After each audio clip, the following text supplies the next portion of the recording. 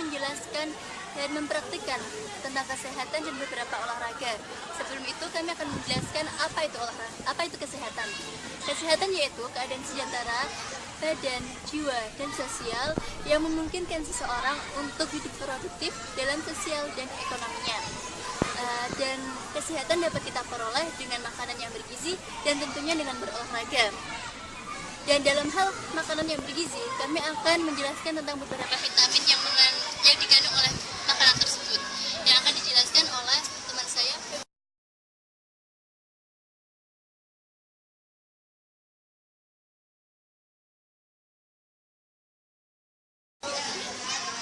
Yang pertama adalah vitamin A atau yang biasa disebut dengan retinol. Fungsi dari vitamin A adalah mengoptimalkan perkembangan janin, meningkatkan daya tahan tubuh, antioksidan, dan memerangi penyakit malaria. Vitamin A dapat kita peroleh dari hati, minyak ikan, daging, susu, wortel, serta sayuran dan buah yang berwarna oranye. Dan yang kekurangan vitamin A dapat mengakibatkan rabun senja, katarak, infeksi saluran pernafasan, anuria, daya tahan tubuh, dan kulit tidak sehat. Kedua adalah vitamin B1 atau tiamin. Fungsi dari vitamin B1 adalah membantu proses oksidasi tubuh untuk memperoleh energi dan mencegah penyakit beri-beri. Sumber dari vitamin B1 adalah kacang hijau, daging, kulit beras, sayuran, dan roti. Kekurangan vitamin B1 dapat menyebabkan kulit kering dan bersisik, serta daya tahan tubuh berkurang. Vitamin B2 atau riboflavin. Fungsi dari vitamin B2 adalah pernafasan dalam sel atau respirasi seluler, menjaga keutuhan jaringan saraf, dan mempercepat pembuahan dan pelaksanaan sinar ke saraf mata. Sumber dari vitamin B2 adalah hati, telur, susu, dan ragi. Kekurangan vitamin B2 dapat mengakibatkan turunnya daya tahan tubuh, kulit kering bersisik, mulut kering, bibir pecah-pecah, dan sariawan. Vitamin B3 atau niacin. Fungsinya adalah membantu pembebasan energi dari makanan dan sintesis asam lemak. Sumbernya adalah dari hati, telur, jamur, dan kacang tanah. Kekurangan vitamin B3 dapat mengakibatkan terganggunya sistem pencernaan, otot mudah kram dan kejang, insomnia, badan lemas, muntah-muntah, dan mual. Vitamin B5 atau asam pantotenat. Fungsinya adalah membantu metabolisme karbohidrat, protein, dan lemak dalam tubuh. Sumber dari vitamin B5 adalah daging, susu, sayur hijau, ginjal, hati, dan kacang hijau. Kekurangan vitamin B5 dapat mengakibatkan otot mudah menjadi kram, sulit tidur, dan gangguan emosi. Dan selanjutnya adalah vitamin B6 atau pyridoxine. Fungsinya adalah membantu mencerna protein dan respirasi seluler. Sumber dari telur, daging, kentang, dan kubis. Kekurangan vitamin B6 menyebabkan pelarut atau kulit pecah-pecah, kram pada otot, dan insomnia, dan sulit tidur. Vitamin B7 atau biotin. Fungsinya adalah untuk metabolisme energi, pertumbuhan rambut dan kuku, menurunkan berat badan, dan menjaga kadar gula dalam darah. Sumbernya adalah Swiss chard, roti, telur ayam, wortel, susu, keju, ikan, salmon, dan kacang-kacangan. Kekurangan vitamin B7 dapat menimbulkan penyakit dermatitis, hiperestesia, dan parestesia, keratokonjungtivitas, anoreksia, anemia, dan terganggunya fungsi jantung. Vitamin B9 atau asam folat. Fungsinya adalah pembentukan sel darah merah, perbaikan DNA, perkembangan bayi, pembentukan jaringan tubuh, dan mengoptimalkan fungsi otak. Sumbernya adalah selada, bayam, asparagus, semangka, belewah, biji bunga matahari, kacang-kacangan, hati, dan kulit telur. Kekurangan vitamin B9 dapat menyebabkan terganggunya fungsi otak, pertumbuhan tulang belakang, sariawan, dan diare. Vitamin B12 atau kobalamin. Fungsinya adalah untuk pembentukan sel darah merah, sintesis asam nuklear, dan pembelahan sel. Sumbernya dari daging, telur, susu, hati, dan ragi. Kekurangan vitamin B12 dapat menyebabkan anemia dan mudah lelah. Vitamin C atau asam ascorbat. Fungsinya adalah untuk menjaga ketahanan tubuh terhadap penyakit infeksi dan racun, menurunkan kolesterol, serta mencegah penyakit jantung. Sumbernya dari buah-buahan misalnya jeruk, tomat, pepaya, sayuran hijau, dan lainnya. Kekurangan vitamin C dapat mengakibatkan mudah infeksi pada luka, gusi berdarah, dan rasa nyeri pada persendian. Vitamin B atau kalsiferol. Fungsi dari vitamin D adalah untuk meningkatkan penyerapan kalsium dan fosfor untuk kesehatan tulang dan gigi. Sumbernya dari susu, minyak ikan, dan kuning telur. Kekurangan vitamin D dapat menyebabkan gigi rusak, kejang-kejang otot, rakitis, atau kaki berbentuk O. Vitamin E atau tocopherol. Fungsinya adalah dalam sistem reproduksi dan mencegah penyakit kanker paru-paru. Sumbernya dari biji-bijian, sayur-sayuran, telur, mentega, dan susu. Kekurangan vitamin E dapat menyebabkan kemandulan. Vitamin K atau koagulasi. Fungsinya adalah dalam pembekuan darah dan dapat mencegah keguguran. Sumber dari vitamin K dapat kita peroleh dari bayam, tomat, dan wortel. Dan kekurangan vitamin K dapat mengakibatkan darah sulit membeku jika terluka dan perdarahan di dalam tubuh. Berikut tadi adalah penjelasan beberapa vitamin, dan kita juga dapat memperoleh kesehatan dari olahraga seperti berenang, lompat tali, dan juga lari.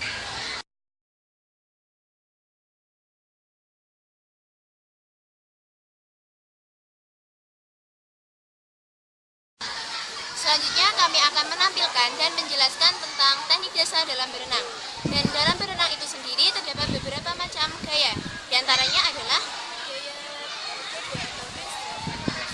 Gaya bebas atau freestyle, kemudian gaya punggung atau backstroke, dan gaya punggung atau butterfly. Nah, dan untuk yang pertama kami akan menjelaskan dan juga menampilkan tentang gaya dada. Gaya dada merupakan gaya berenang paling populer untuk renang reaksi. Posisi tubuh stabil dan kepala dapat berada di luar air dalam waktu yang lama. Gaya dada atau gaya katak atau breaststroke adalah berenang dengan posisi dada menghadap permukaan air, namun berbeda dari gaya bebas. Batang tubuh selalu dalam keadaan tetap. Kedua belah kaki menendang ke arah luar, sementara kedua belah tangan diluruskan di depan.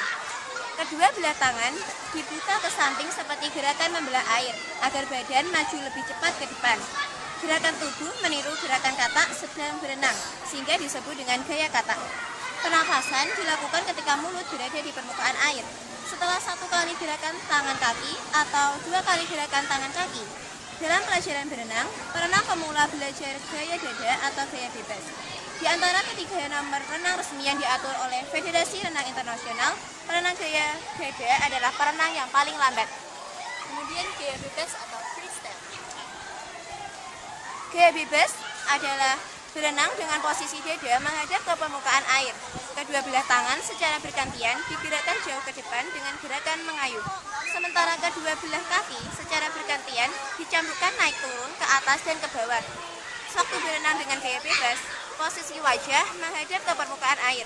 Pernafasan dilakukan saat lengan digerakkan keluar dari air. Saat tubuh menjadi miring dan kepala berpaling ke samping. Sewaktu mengambil nafas, perenang bisa memilih untuk menoleh ke kiri atau ke kanan. Dibandingkan gaya berenang lainnya, gaya bebas merupakan gaya berenang yang bisa membuat tubuh melaju lebih cepat di air. Gaya bebas merupakan gaya yang tidak terikat dengan teknik-teknik dasar tertentu. Gaya bebas dilakukan dengan beraneka ragam gerakan dalam berenang dan bisa membuat perenang dapat melaju di dalam air. Sehingga gerakan dalam gaya bebas bisa digunakan oleh beberapa orang, baik yang sudah terlatih maupun para pemula. Yang ketiga, gaya punggung atau backstroke. Suatu berenang gaya punggung, orang berenang dengan posisi punggung menghadap ke permukaan air. Posisi wajah berada di atas air, sehingga orang mudah mengambil nafas. Namun, perenang hanya dapat melihat atas dan tidak bisa melihat ke depan. Sewaktu berlomba, perenang memperkirakan dinding tepi kolam dengan menghitung jumlah gerakan. Dalam gaya punggung, gerakan lengan dan kaki serupa dengan gaya bebas, namun dengan posisi tubuh terlentang di permukaan air. Kedua belah tangan secara bergantian digerakkan menuju pinggang seperti gerakan mengayuh. Mulut dan hidung berada di luar air sehingga mudah mengambil atau membuang nafas dengan mulut atau hidung. Sewaktu berlomba, berbeda dari sikap start perenang gaya bebas, gaya dada, dan gaya kupu-kupu, yang semuanya dilakukan di atas balok start. Perenang gaya punggung melakukan start dari dalam kolam. Perenang menghadap ke dinding kolam dengan kedua belah tangan memegang besi pegangan. Kedua lutut ditekuk di antara kedua belah lengan, sementara kedua belah telapak kaki bertumpu di dinding kolam. Gaya punggung adalah gaya perenang yang sudah dikenal sejak zaman kuno. pertama kali dilombakan di Olimpiade Paris 1900. Gaya punggung merupakan gaya renang tertua yang diperlombakan setelah gaya bebas. Dan yang terakhir yaitu gaya kupu-kupu atau butterfly. Ya, gaya kupu-kupu atau gaya butterfly adalah salah satu gaya berenang dengan posisi dada menghadap ke permukaan air. Kedua belah lengan secara bersamaan ditekan ke bawah dan digerakkan ke arah luar sebelum diayunkan ke depan. Sementara kedua belah kaki secara bersamaan menendang ke bawah dan ke atas seperti gerakan sirip ekor ikan atau lumba-lumba. Udara dihembuskan kuat-kuat dari mulut dan hidung sebelum kepala muncul dari air, dan udara dihirup lewat mulut ketika kepala berada di luar air. Gaya kupu-kupu diciptakan tahun 1933 dan merupakan gaya berenang paling baru. Berbeda dari gaya renang lainnya, perenang pemula yang belajar gaya kupu-kupu perlu waktu lebih lama untuk mempelajari koordinasi gerakan tangan dan kaki. Begitulah penjelasan mengenai beberapa gaya dalam berenang. Sekarang waktunya kita mempraktikkan bagaimana gaya-gaya tadi yang akan dipraktikkan oleh setiap rekan.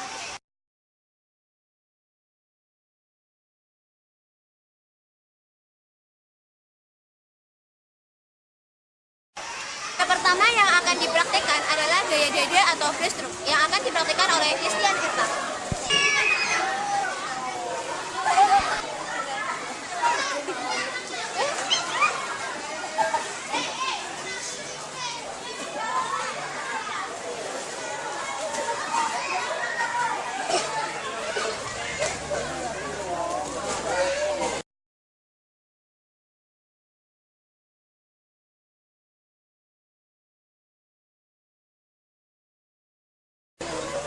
Kedua adalah gaya bebas atau freestyle.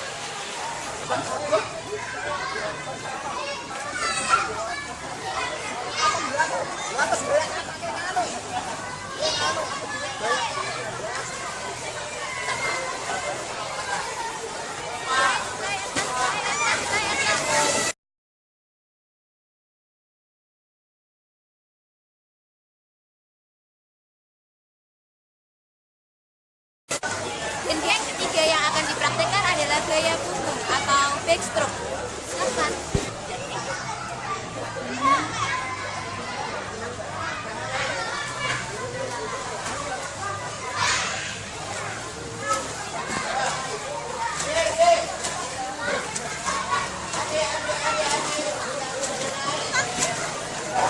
Setelah kita mengetahui penjelasan beberapa gaya renang, sekarang kita akan membahas tentang apa sih manfaat renang itu.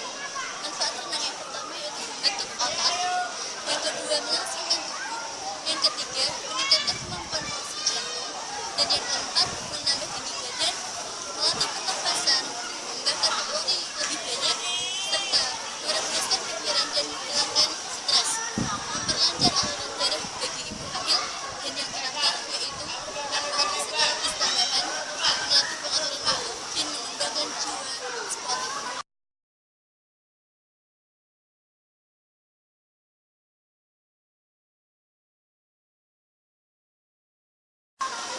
Ini kita akan menampilkan macam-macam teknik start dalam berlari. Start dalam berlari ada 3 macam, yaitu start jongkok, start melayang, dan start berdiri. Dan untuk yang pertama, kami akan menjelaskan dan juga mempraktekkan tentang teknik jongkok terlebih dahulu.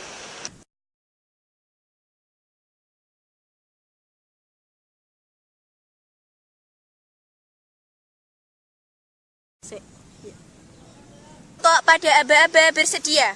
Pelari maju menuju garis start. Letakkan tangan di belakang garis start. Posisi tangan sedikit lebar dengan bahu dan ibu jari tangan membentuk huruf V. Tangan sedikit di depan dan lengan tangan lurus. Bahu condong ke depan.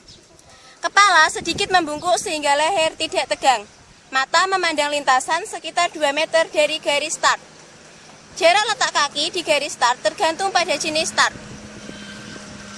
Teknik start jongkok pada aba-aba siap. Angkat pinggul ke depan atas dengan tenang sampai sedikit lebih tinggi dari bahu.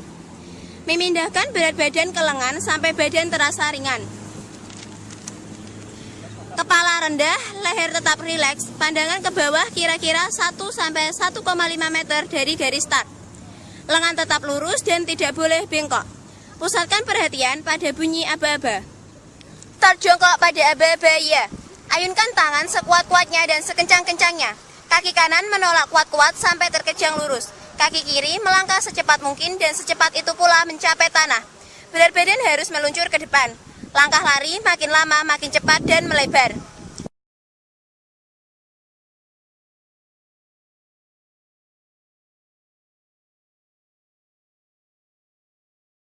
Ya, akan menjelaskan tentang teknik start melayang. Dalam teknik start melayang, ini hanya dipergunakan untuk pelari kedua, ketiga, dan seterusnya. Sedangkan pada pelari pertama menggunakan start jongkok. Dan start melayang dipergunakan untuk lari estafet. Berikut ini adalah salah satu cara memegang tongkat dalam lari estafet. Peralihan tongkat dari pelari pertama dan pelari kedua. Sementara pelari pertama lari menuju ke medan pelari kedua bersiap dengan melakukan start melayang.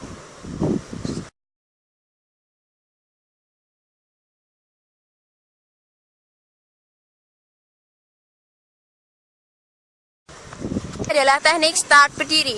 Teknik start berdiri ini dipergunakan untuk lari jarak menengah, lari jarak jauh, dan lari maraton. Bersedia, siap.